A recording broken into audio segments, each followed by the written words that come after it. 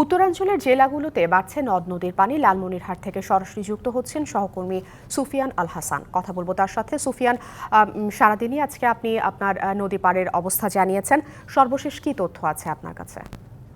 আছি লালমনিরহাটের মহিষকুচা কালমাটি নামে একটি জায়গায়, যেখানে আসলে আমার পিছনেই আসলে সেই তিস্তা, যেখানে আসলে সকাল থেকে পানি বাড়ছে, তবে বিপদ সীমার নিচেই কিন্তু এখনো পানি অবস্থান করছে। আমরা পানি উন্নয়ন বোর্ডের সাথে কথা বলেছি, তেনারা যেমনটি জানিয়েছেন যে পানি বাড়ার আশঙ্কা আছে, তবে বিপদ সীমার উপরে পানি যাওয়ার কোনো সম্ভাবনা আপাতত নেই।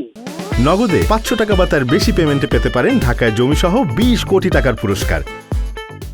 তারা বলেছে, তবে সব ধরনের দুর্যোগ মোকাবেলায় যে ধরনের প্রস্তুতি দরকার তারা সেটা নিয়েছে। এদিকে জেলা প্রশাসকের সাথে কথা বলেছি, জেলা প্রশাসক বলেছেন যে কোনো দুর্যোগ মোকাবেলায় সব ধরনের প্রস্তুতি জেলা প্রশাসন নিয়ে রেখেছে।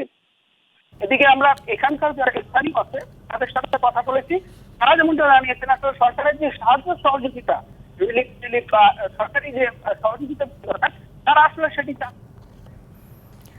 হাসান, আপনাকে অসংখ্য ধন্যবাদ।